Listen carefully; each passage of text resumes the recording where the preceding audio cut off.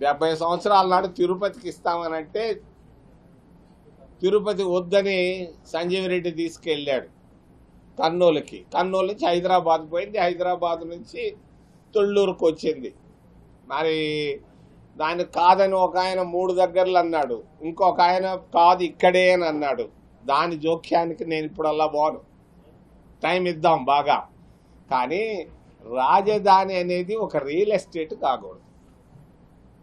రాజధాని నగరం అనేది ఒక రియల్ ఎస్టేట్ కాకూడదు. రాజధాని కట్టేదానికి రాఘవులు చెప్పాడు, బివి రాఘవులు సిపిఎం నాయకులు, 1000 ఎకరాలు చాలయ్యా, నీకు 1000 ఎకరాల్లో సర్దుబాటు చేసుకోవయ్యా అని అన్నాడు. నిజం, హైదరాబాద్కు 1000 ఎకరాలు ఉంది, మద్రాసు రాష్ట్రంలో ఎన్ని ఎకరాలు ఉన్నాయి, కర్ణాటకలో ఎన్ని ఎకరాలు ఉంది, మరి ఇక్కడ ఎందుకు భువనేశ్వర్లో ఎన్ని ఎకరాలు ఉన్నాయి, ఢిల్లీలో ఎన్ని ఎకరాలు ఉన్నాయి.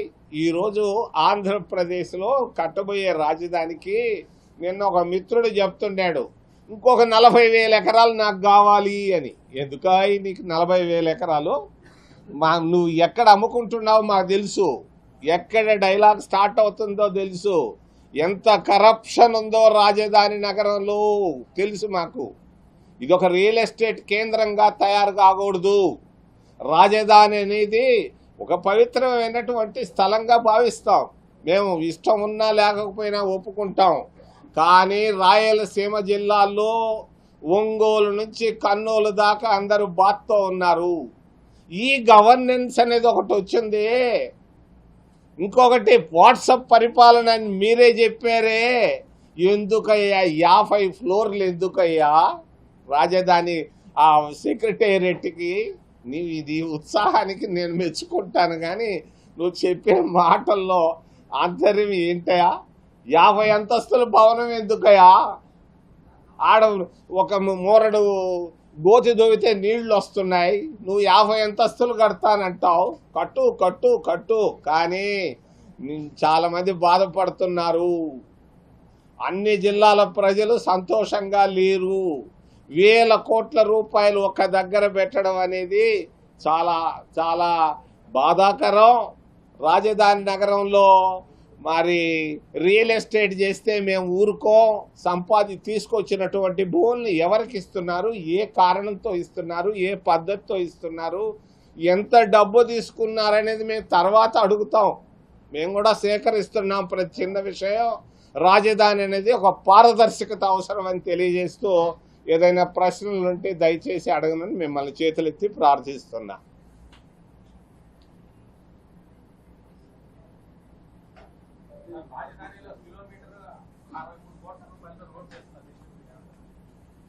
అయ్యా 63 కోట్లతో వేసుకుంటాడు ఆయన, మా పెద్ద ఆయన 100 కోట్లతో కూడా వేసుకుంటాడు. కానీ విమర్శలకు తావు లేకుండా చేయడం మంచిది.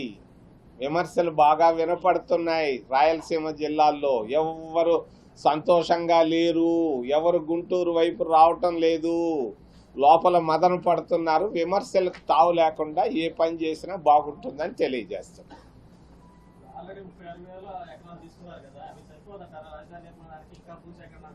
మా బివి రాఘవులు గారు సిపిఎం పార్టీ నాయకులు చెప్పారు, 1000 ఎకరాలు చాలయ్యా, దాంతో తృప్తి పడవయ్యా అని. 36,000 ఎకరాలు తీసుకున్నారు. మళ్ళా ఇంకో 40,000 ఎకరాలని నేను ఒక ఆయన చెప్తుంటే విన్నాను. ఇవన్నీ విమర్శలకు దగ్గర అవుతున్నారు. ఇది ఒక రియల్ ఎస్టేట్ కేంద్రంగా తయారు కాకూడదు. రాజధాని ఒక పవిత్రత ఉంది, దాన్ని జాగ్రత్తగా మెయింటైన్ చేయాలని నేను కోరుకుంటున్నాను.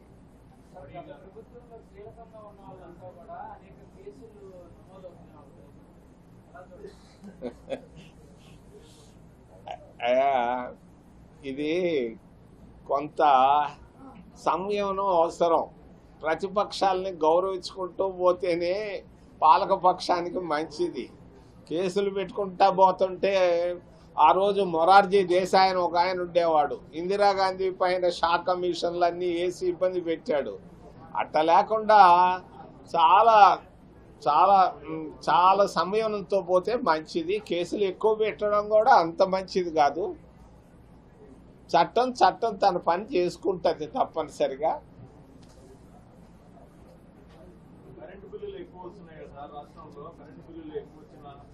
మార్కెట్లో పెట్టిన పగలగొట్టని తమ్ముడు అన్నారు కదా, ఇప్పుడు అందరికీ కరెంట్ బిల్లులు మేము ఖండిస్తున్నానే, అది తప్పది. కరెంటు బిల్లులు సర్వసాధారణంగా ఉండాలి. కాంగ్రెస్ ప్రభుత్వం ఎట్లా తీసుకొచ్చిందో అదే విధానాన్ని అందరూ పాటించాలి.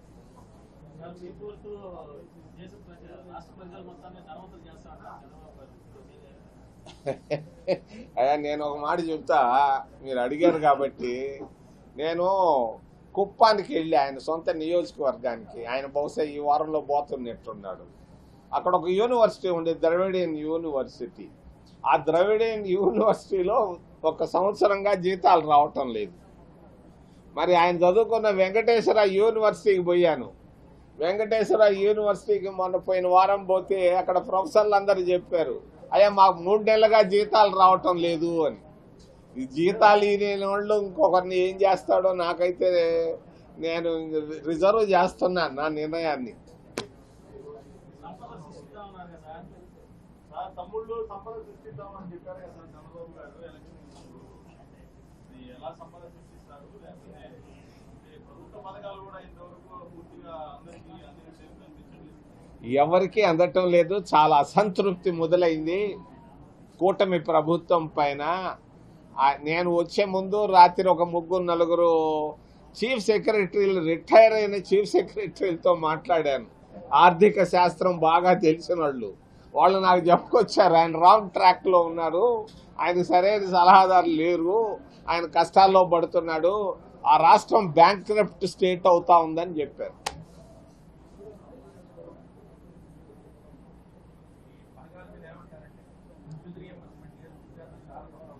చాలా కష్టాలు పడుతున్నారు,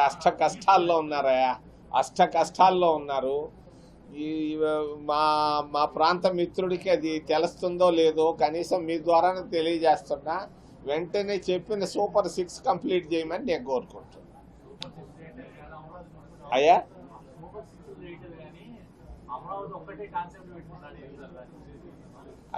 నేను చెప్పాను కదా, రాజధాని రియల్ ఎస్టేట్ చేస్తున్నారు వాళ్ళు. దీనివల్ల నష్టం వస్తుంది. అట్ట అడుగు తవ్వితే నీళ్లు వస్తున్నాయి, వీళ్ళు ఇక్కడ ఏంది కట్టేది?